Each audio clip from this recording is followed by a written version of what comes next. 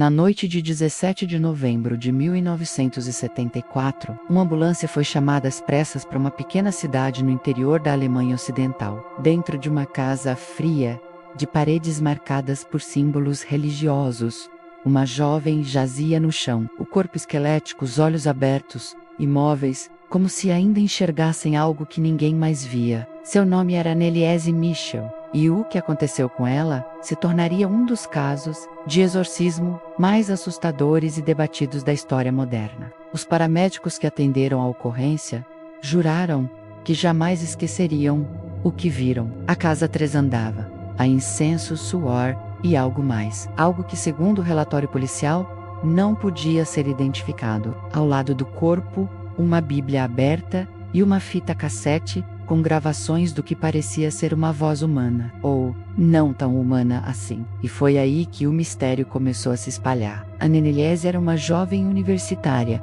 criada em uma família católica tradicional, inteligente, gentil e profundamente devota. Mas aos 16 anos, algo começou a mudar. Ela dizia ouvir sussurros quando rezava, vozes que zombavam de suas orações e diziam coisas que só ela escutava. Médicos diagnosticaram epilepsia e iniciaram o tratamento, mas as crises se tornaram diferentes, mais violentas, mais conscientes. Ela gritava frases em idiomas que nunca aprendera, e os próprios médicos admitiram não saber o que estava acontecendo.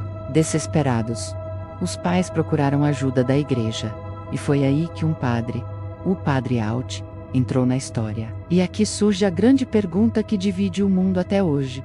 O que realmente aconteceu com Anneliese Michel?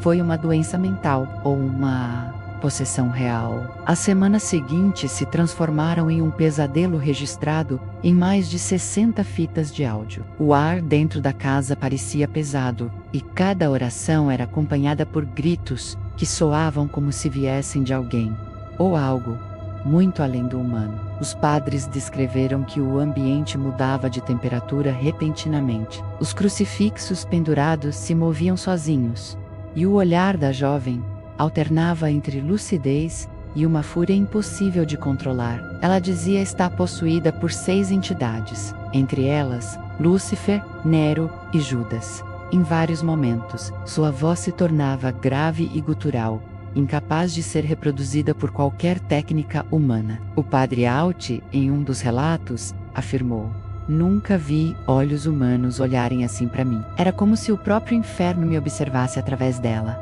O auge do caso aconteceu durante os últimos exorcismos. Anneliese já não se alimentava, o corpo enfraquecido, os ossos à mostra. E foi nesse estado que ocorreram 3 momentos que marcariam o clímax da história. Primeiro, durante uma das sessões, a luz elétrica da casa falhou, e os padres garantem ter ouvido passos vindo do sótão, mesmo sem ninguém lá. Segundo, enquanto rezavam, a jovem começou a falar várias vozes ao mesmo tempo, 6 tons diferentes, em sincronia perfeita, captados nas gravações. E por último, no momento em que a oração chegou ao fim, ela parou de se debater, ergueu o olhar para o teto e disse com um sorriso calmo: "Eu estou livre." Após isso, caiu inconsciente e nunca mais acordou. Dias depois, a notícia se espalhou pela Alemanha. A polícia abriu uma investigação e os pais e padres foram julgados por homicídio negligente. O tribunal dividiu o país. Alguns viam o caso como uma tragédia médica, outros como prova viva do mal. As fitas de áudio foram analisadas por especialistas, e até hoje, nenhum deles conseguiu reproduzir com fidelidade os sons gravados. Um detalhe arrepiante: nas últimas horas antes de morrer, Anneliese pediu aos pais que rezassem por ela, dizendo que seu sofrimento era para proteger o mundo de algo muito maior. Desde então, a casa onde tudo aconteceu permanece fechada, mas moradores afirmam ouvir, em noites silenciosas, orações vindas do interior seguidas de sussurros, como se ela ainda estivesse ali. E talvez essa seja a parte mais perturbadora. O caso Michel inspirou livros, filmes e documentários, mas quanto mais se tenta explicá-lo, mais perguntas surgem. Médicos alegam que foi uma combinação de epilepsia e psicose. Padres juram que foi possessão real. e até hoje, o Vaticano evita falar abertamente sobre o assunto. O fato é que o corpo da jovem mostrava marcas impossíveis de justificar, e os áudios, liberados anos depois, trazem vozes que nem os próprios técnicos conseguiram identificar a origem. Afinal, o que aconteceu naquela casa em Klingenberg foi apenas um caso de histeria coletiva ou algo realmente maligno escapou do controle humano? No próximo episódio dos Arquivos Sobrenaturais, vamos viajar até o coração da Escócia, para um castelo envolto em brumas e maldições antigas, onde cânticos ainda ecoam nas ruínas e uma presença invisível parece vigiar cada visitante que se atreve a entrar.